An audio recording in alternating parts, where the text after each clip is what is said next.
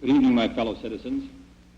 This afternoon, following a series of threats and defiant statements, the presence of Alabama National Guardsmen was required on the University of Alabama to carry out the final and unequivocal order of the United States District Court of the Northern District of Alabama. That order called for the admission of two clearly qualified young Alabama residents who happened to have been born Negro. That they were admitted peacefully on the campus is due in good measure to the conduct of the students of the University of Alabama who met their responsibilities in a constructive way. I hope that every American, regardless of where he lives, will stop and examine his conscience about this and other related incidents. This nation was founded by men of many nations and backgrounds. It was founded on the principle that all men are created equal, and that the rights of every man are diminished when the rights of one man are threatened. Today we are committed to a worldwide struggle to promote and protect the rights of all who wish to be free. It ought to be possible, therefore, for American students of any color to attend any public institution they select without having to be backed up by troops.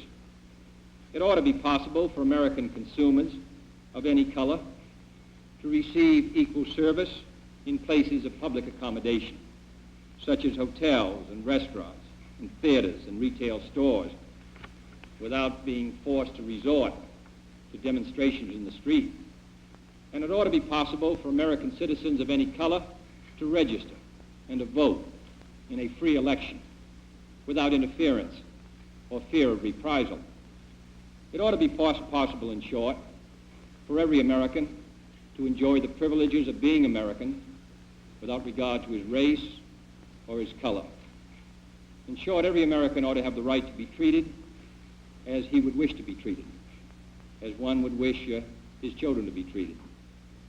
But law alone cannot make men see right. This is one country. It has become one country because all of us and all the people who came here had an equal chance to develop their talents. We cannot say to 10% of the population that you can't have that right, that your children can't have the chance to develop whatever talents they have, that the only way that they're going to get their rights is to go in the street and demonstrate. I think we owe them and we owe ourselves a better country than that. Therefore, I'm asking for your help in making it easier for us to move ahead and to provide the kind of equality of treatment which we would want ourselves, to give a chance for every child to be educated to the limit of his talent. Here was what happened in 1963. The University of Alabama, a lady named Vivian Malone was a young black woman who was going to enter into the University of Alabama. And if you know your history, it didn't go well in 1963. George Wallace, the next picture, is standing there in front of, he's the governor there between the two police officers, and he is standing there saying, this is not going to happen. You will not come in this school. Finally, the National Guard moved him aside, and she came in, and the school was integrated, which was great. Vivian Malone Jones grew up in the segregated southern city of Mobile, Alabama. She knew early on in life that she wanted to make a change in the world she lived in. Not being able to drink out of fountains, you can't try on hats, you can't ride on the bus where you wanted to. I mean, these things that happen to us all of our lives. And the way I felt, if I could do anything to help alleviate this in this nation, I felt that I should be, I should do that. So what Jones did was enroll at the University of Alabama in 1963. The only problem for Jones was the fact that Alabama Governor George Wallace ran his 1962 campaign on the issue of keeping the University of Alabama segregated. But Wallace's words would not deter Jones. I had done everything that a citizen of the state of Alabama could do to attend what I considered its best university. However, Wallace would fight the enrollment of Jones and her fellow African-American student James Hood with his now infamous stand in the Schoolhouse Door. Jones did go on to become the first African-American graduate of the University of Alabama in 1965. But she says much of her time in school at Alabama was somewhat isolated.